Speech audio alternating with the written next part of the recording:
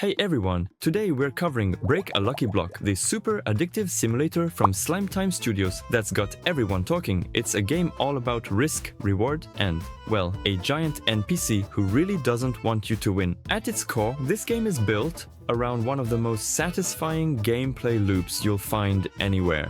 It's simple, but effective. And this is it right here. Break, collect, upgrade, repeat. These 4 words are basically your entire journey. You're always pushing, always grinding to do it all over again. Just a little bigger, a little faster, every single time. It's the whole rhythm of the game. Let's get into that core loop. Your main goal is to venture out from the safe zone and start smashing lucky blocks. And inside, you'll find Brainrots. They are the key to absolutely everything. It all starts out pretty simple, right? You leave your base, crack open a block, and poof, a Brainrot appears. You've got to snatch it up and sprint back to your little plot of land. Once you place it down, that little guy starts earning you cash every single second. You're literally turning an empty base into a money-making factory. But of course, it's not going to be that easy. The whole field is patrolled by this giant red non-player character everyone refers to as Sammy.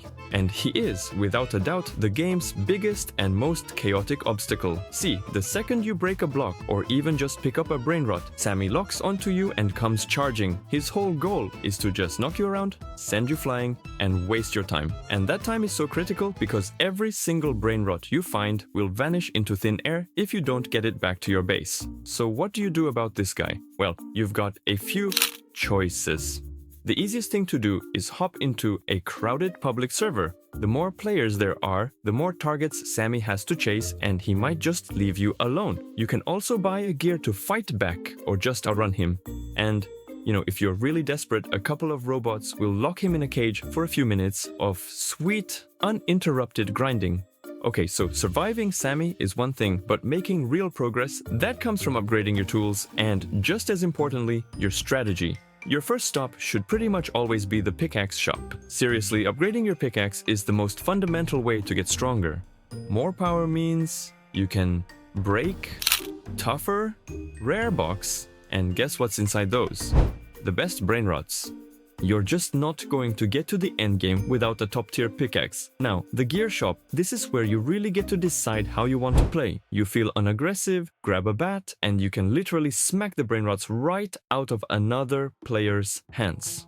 More of an efficiency expert, the speed coil makes you way faster, or if you just want to be left alone, you can grind for the mythic invisibility cloak and become totally invisible to Sammy and everyone else. And beyond gear, you've got 2 really important stations. First is the fuse machine. It's a gamble. You put 4 of your Brainrots in for a chance at one, much rarer one. But hey, if you don't like leaving things to chance, the Brainrot trader is your best friend. Every half hour, he'll offer specific trades for rare Brainrots. It's a guaranteed upgrade as long as you have what he wants. No luck involved, but all that stuff, the pickaxes, the gear, the trading, it's all just setting the stage for the single most important mechanic in this entire game.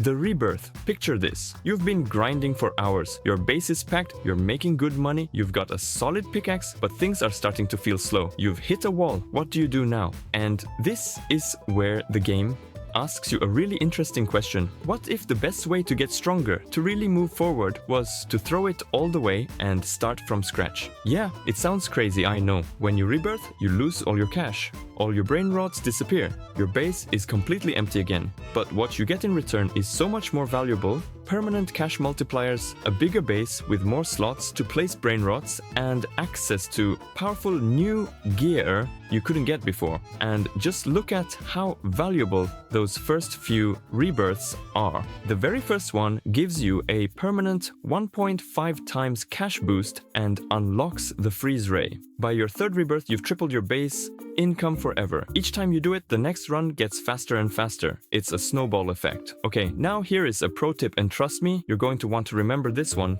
A rebirth wipes your base clean, right? But it doesn't touch anything inside the fuse machine. So, right before you hit that big reset button, you can stash your most valuable Brainrots in the machine, and they'll be safe and sound, waiting for you in your next life.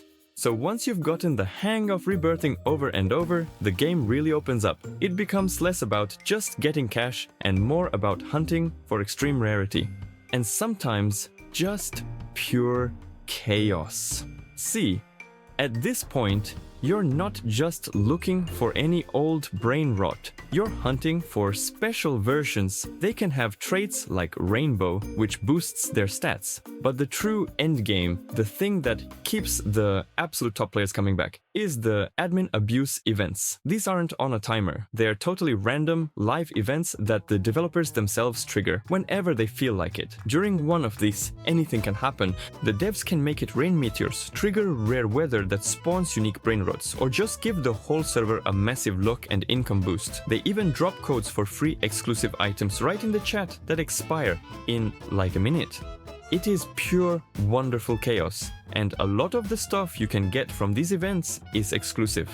As the saying goes in the community, if you miss one, your only option is to try to trade with someone who is lucky enough to be there. So there you have it. It's a game about strategic resets, hunting for unbelievable rarity, and being there for moments of pure developer-fueled mayhem. The only real question left is, how far are you climbing up the leaderboards?